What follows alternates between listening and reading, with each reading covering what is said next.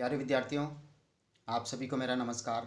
मैं डॉक्टर नेमीचंद कुमावत, सहायक आचार्य हिंदी विषय, राजकीय महाविद्यालय की आपके इस बीए पार्ट थर्ड विषय हिंदी साहित्य के प्रथम प्रश्न पत्र की आज की इस ऑनलाइन कक्षा में मैं आप सभी का हार्दिक अभिनंदन और स्वागत करता हूं। प्यारे विद्यार्थियों, हम पिछली ऑनलाइन कक्षाओं से 4-5 ऑनलाइन कक्षाओं से हम पढ़ते आ रहे हैं आपकी जो आधुनिक काव्य संग्रह जो पाठ्य पुस्तक है उसमें दूसरे कवि के रूप में संकलित मैथिली शरण गुप्त की कविताओं को, जिनमें सखी वे मुझसे कहकर जाते यशोधरा का जो यशोधरा खंड काव्य का जो एक गीत है उसको हम पढ़ चुके हैं। और साकेत महाकाव्य जो मैथिली शरण गुप्त जी के द्वारा लिखा गया था उसका 9वां सर्ग जो उर्मिला के वियोग वर्णन से संबंधित हैं उसको हम पिछली 3-4 ऑनलाइन कक्षाओं से पढ़ते आ रहे हैं। और हाल ही की जो ऑनलाइन कक्षा हुई थी जिसमें हमने जीवन के पहले प्रभात में आँख खुली जब मेरी इस द्वितीय पंक्ति तक ला करके मैंने ऑफ किया था, और उसी क्रम को जारी रखते हुए आज की इस ऑनलाइन कक्षा में हम इसके आगे से आरंभ कर रहे हैं। वे कोयल जो कूक रही थी आज हुक भरती है। अर्थात कोयल संयोग के क्षणों में, किशोरावस्था में, जब प्रकृति अत्यंत सुखकारी थी और बचपन अत्यंत आनंद के साथ में मन की भावनाओं इच्छाओं को पूर्ण करने के अनुसार सुख प्राप्त हो रहे थे, और संयोग के क्षणों में जो कोयल बहुत मधुर लगती थी, जो कूक रही थी अर्थात अच्छी वाणी में पूरे वातावरण में सरसता का संचार कर रही थी, आज हुक भरती है। हुक यानी एक तरह से मेरी वेदना को और बढ़ा रही है। कोयल के बोलने से मुझे प्रियतम की यादें ताज़ा हो जाती हैं। यानी संयोग की क्षण के जितने भी सुख है, प्रकृति वहाँ आलंबन रूप में रहती है, उनके सुखों को बढ़ाने का कार्य करती है, और वही प्रकृति जब वियोग के क्षणों में उद्दीपनकारी बन जाती है, उनके दुख और कष्टों को और बढ़ाती है। तो प्रकृति में ये जो उपादान हैं संयोग के क्षण के, वो वियोग में और अधिक कष्टकारी हो जाता है। तो कोयल की वाणी यहाँ उर्मिला को अत्यधिक कष्टकारी लग रही है, उसके दुख का आवेग और अधिक बढ़ जाता है कोयल के बोलने से। पूर्व और पश्चिम की लाली रोष वृष्टि करती है। यानी पूर्व और पश्चिम की लाली का तात्पर्य प्रातःकाल उदय होते हुए सूर्य की जो लालिमा है, और पश्चिम में यानी सूर्य अस्त जब होता है तो लालिमा छा जाती है। और उस समय बहुत ही मनोरम दृश्य हुआ करता था संयोग के क्षणों में। पूर्व और पश्चिम में सूर्योदय और सूर्यास्त का समय बहुत सुंदर दृश्य उपस्थित करता था। प्रकृति में बहुत आनंद मुझे मिलता था उस दृश्य को देख करके। लेकिन आज प्रियतम यहाँ नहीं है, और उनके वियोग में अकेली जब इस दृश्य को देखती हूँ तो वो ऐसा लगता है कि ये लालिमा मेरे ऊपर क्रोध की बरसात कर रही है, अर्थात मेरी वेदना और अधिक बढ़ जाती है और ऐसे ही वेदना हो जाती है। लेता है निश्वास समीरण सुरभि धूलि मरती है। और उस समय जो मधुर सुगंधित हवा प्रातःकाल के समय यानी किशोरावस्था में जो हवाएं अत्यधिक ठंडी चलती थी, अत्यधिक शीतल चलती थी, जिसमें आनंद आता था, लेकिन अब इस दोपहरी के समय में यानी यौवनावस्था में गर्म गर्म सांसें ले रहा है। यानी एक तरह से लुएँ चलने लग गई, गर्म हवाएं चलने लग गई, जिससे और अधिक मुझे कष्ट और पीड़ा होने लग गई। सुरभि धूली मरती है, और सुरभि जो सुगंध उस समय संयोग के क्षणों में अच्छी लगती थी, और वो अब धूल में सिक्त हो गई है, अर्थात उसका कोई महत्व नहीं है, वो भी धूल कणों में व्याप्त हो गई है। बिना प्रियतम के इस सुगंध का और इन हवा का कोई महत्व नहीं है। ये संयोग के उपादान वियोग में अत्यधिक मेरे लिए कष्टकारी हो गए। उबल सूखती है जलधारा, यानी जलधारा कहने का तात्पर्य झरने जो है प्रवाहित होते हैं, नदियाँ जो प्रवाहित होती है। संयोग के क्षणों में ये बहुत ही आनंदकारी थी, बहुत ही सुख देती थी। अब वियोग के क्षणों में प्रियतम की यादें ताज़ा हो रही है, और इनको देख देख करके एक तरह से तेज गर्मी तो पड़ती हैं, तेज गर्मी में ये जलधाराएं तप करके सूखती है। उसी तरह से उर्मिला भी जो है वियोग वेदना की अग्नि में तप करके सूख रही है। इसकी यानी यौवन जो आया, दोपहरी का जो समय आया, वो मेरे लिए अत्यधिक कष्टकारी है। ये धरती मरती है, अर्थात इस धरती का जो सौंदर्य है प्रातःकाल के समय जो था, वो सौंदर्य दोपहरी में नहीं रहता है। दोपहरी में इसका सौंदर्य हीन हो जाता है, पुष्प जो है मुरझाकर नीचे गिर जाते हैं। यानी जलधाराएं सूख रही है, नदियाँ और झरने सूख रहे हैं तेज गर्मी से, और ये धरती मरती है, अर्थात इसका सौंदर्य समाप्त हो गया। उसी तरह से उर्मिला का जो सौंदर्य था वो अब इस यौवन में प्रीतम के यहाँ न रहने पर उनके सौंदर्य का कोई महत्व नहीं है। पत्र पुष्प सब बिखर रहे हैं, कुशल ने मेरी तेरी, अर्थात पत्ते और पुष्प सब मुरझा करके, क्योंकि प्रकृति अब उद्दीपनकारी हो गई है। सुखमय क्षणों का अब अनुभव नहीं हो रहा है। सुखमय क्षण जो किशोरावस्था में थे वो दृश्य अब उपस्थित नहीं है। तो पत्र पुष्प सब बिखर रहे हैं, कुशल ने मेरी तेरी, अर्थात तेरी मेरी अब किसी की कुशलता नहीं है। दोपहरी का समय है, सबको कष्ट और पीड़ा मिल रही है। जीवन के पहले प्रभात में आँख खुली जब मेरी, जब प्रातःकाल जब मेरा जन्म हुआ एक तरह से, तो जब बचपना मेरा जो बीता, वो जो आनंद और सुखानुभूतियाँ मैंने प्राप्त की थी वो दोपहरी में सब गायब हो गई हैं। मेरे जीवन में जो है अब दुखों का आगमन हो गया है। वेदना और कष्ट जो है मेरे लिए ऐसे ही हो गए हैं। प्रीतम यहाँ नहीं है, इसलिए वेदना अनुभूति उर्मिला यहाँ व्यक्त कर रही है। आगे जीवन संध्याएं देके क्या हो आली, अर्थात हे सखी, आगे जब प्रातःकाल, उसके बाद दोपहर, दोपहर के बाद में अब जीवन संध्या का आगमन हो रहा है। और जीवन संध्या, अभी तो यौवन चल रहा है, दोपहरी चल रही है और आगे जीवन संध्या का आगमन होने वाला है। तो अब देखें क्या होने वाला हो। अर्थात प्रीतम जो है वो एक तरह से उर्मिला को छोड़ के वनवास में भाई भ्रातृ प्रेम के कारण चले गए हैं। तो क्या इस संध्या समय में वो लौट करके आएंगे, क्या उनसे मिलन होगा या नहीं होगा। आशा और निराशा में उर्मिला अपनी भावनाओं को व्यक्त करती हुई सखी से कह रही है, आगे जीवन संध्या है देखे क्या हो आली, अर्थात भावी जीवन में क्या होगा, प्रीतम से मिलन होगा या नहीं। तू कहती है चंद्रोदय ही काली में उजियाली, हे सखी तू तो ये कहती है कि जब चंद्रमा उदय होता है तो अंधेरी रात्रि में वो उजाला कर देता है, चांदनी फैला देता है, यानी निराशा में आशा का संचार कर देता है। सिर आंख पर क्यों ने कुमुदिनी लेगी वे पद लाली, अर्थात पुनः एक तरह से जो है कुमुदिनी जो है चंद्रमा को देख करके खिलती है, और जब चंद्रमा उदय नहीं होता तो वह भी हताश और निराश रहती है। और जैसे चंद्र उदय होता है तो उसके जीवन में भी आशा का आगमन हो जाता है, अर्थात वो भी सिर आंखों पर चंद्रमा की चांदनी को लेती है, क्योंकि आशा का संचार हो जाता है। किंतु करेंगे कोक शोक की तारे जो रखवाली, यानी किंतु यहाँ चकवा और चकवी जो पक्षी हैं इनके लिए कहा जाता है कि ये रात्रि में बिछुड़ते हैं और दिन में इनका मिलन होता है। तो यहाँ उर्मिला के जीवन में भी एक तरह से अंधकार छाया हुआ है। प्रियतम यहाँ नहीं है, उनको वनवास हो चुका है। 14 वर्ष का समय बहुत लंबा होता है एक वियोगिनी स्त्री के लिए, कैसे वो काटेगी। लेकिन रात्रि में जो चकवा और चकवी पक्षी जो बिछुड़ जाते हैं वो भी ये सोचते हैं कि रात्रि जल्दी से बीत जाए और प्रातःकाल हो जाए, पद लाली अर्थात उषा काल हो जाए। ऊपर वाली पंक्ति में आया था न कुमुदिनी लेगी वह पद लाली, अर्थात सूर्योदय होने पर चंद्रमा अस्त हो जाएगा, तो उनके जीवन में, कुमुदिनी के जीवन में भी पुनः अंधेरे का आगमन हो जाएगा। तो रात और दिन का ये क्रम क्या चलता ही रहेगा। तो जब पुनः प्रातःकाल होगा तो चकवा और चकवी का मिलन होगा, और जो चकवी हैं उसकी वियोग वेदना जो है वो समाप्त हो जाएगी। क्या ये तारे उसकी वेदना की रखवाली कर पाएंगे, अर्थात तारे का तात्पर्य यहाँ पर क्या ये परिवार वाले या मेरी सखियाँ और मेरे जो साथी हैं वो सभी क्या मेरी इस वियोग वेदना में मेरी रक्षा कर पाएंगे, क्योंकि प्रातःकाल होगा पुनः तो प्रीतम से मिलन होगा, ये आशा बंधी हुई है।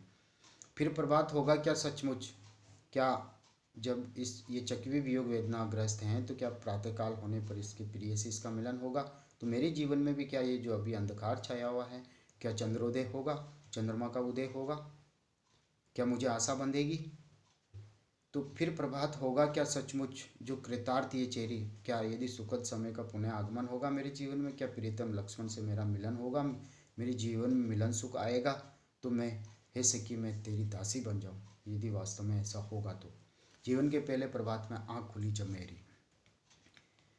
इसके बाद उर्मिला जो है सारे जो पक्षी पाल रखे हैं घर के अंदर उन सभी को उड़ाने के लिए अपनी सखी से कहती है कि हे सखी इन सारे पक्षियों को उड़ा दे, ये जो पाले हुए पक्षी हैं इन सबको उड़ा दे, सखी वियोग उड़ा दे, हो सभी मुक्ति मानी, अर्थात इनको बंदिश में नहीं रखना चाहिए, इनको अब स्वच्छंद आकाश में उड़ने दे, इन सबको खोल दे, इनके प्रति मेरा मोह कम हो गया।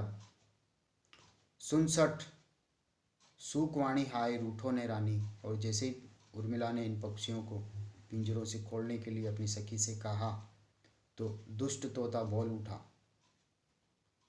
कि धैर्य धारण करो, सॉरी दुष्ट तोता बोल उठा था और उसने कहा रानी इस तरह से मत रूठो, हमसे इस तरह से नाराज मत हो, प्रीतम लक्ष्मण से आप नाराज हो कोई बात नहीं, लेकिन हम तो यहीं, हम छोड़ के कहाँ गए, हमें क्यों आज़ाद कर रही हो। तो सुन सठ, उर्मिला कहती है, हे सठ, हे मूर्ख, दुष्ट तोते की सुखवाणी, हाय रूठो ने रानी। दुष्ट तोते की, इस मूर्ख तोते की वाणी को उर्मिला ने सुना और उसने कहा कि रानी इस तरह से रूठो मत। तो उसी तोते को उर्मिला संबोधित करके कह रही है कि हे खग, हे पक्षी, हे तोते, जनकपुरी की ब्याह दूँ सारिका में। हे सूख, तेरे लिए सारिका का जोड़ा अच्छा रहेगा। तो जनकपुरी की यानी मिथिला की कोई सारिका ला करके उसके साथ तेरा विवाह करा दूं। जिस तरह से मेरा विवाह हुआ वैसे ही तेरा विवाह करा दूं। और मेरे प्रीतम मुझे छोड़ करके गए हैं, तो तुझे भी उस एक तरह से इस सारिका को छोड़ करके तू भी चले जाना। तदपि ये वहीं की त्यक्त हूँ दारिका में, दारिका यानी स्त्री, और उसी मिथिला की मैं एक छोड़ी हुई स्त्री हूँ। तो क्या सारिका को वहाँ से ला करके उसके साथ तेरा भी विवाह करा दूँ, जिसे तू छोड़ करके चले जाना, उसको भी कष्ट देना जिस तरह से मेरे प्रियतम मुझे वेदना और कष्ट दे रहे हैं। कह वियग, कहाँ है आज आचार्य तेरे। और दूसरे पक्षियों को फिर और संबोधित करके उर्मिला कहने लग गई कि हे पक्षी, तेरे आचार्य, तेरे गुरु, तेरे लक्ष्मण आज कहाँ हैं, बता कहाँ गए वो। विकच वदन वाले वे कृतिक कांत मेरे, विकच यानी खिले हुए कमल की तरह मुख वाले, वदन यानी मुख, वे कृति यानी कर्तव्यनिष्ठ, कांत यानी स्वामी, वे मेरे कर्तव्यनिष्ठ स्वामी सुंदर मुख वाले वे लक्ष्मण कहाँ हैं जो तेरे आचार्य हैं, तेरे गुरु हैं।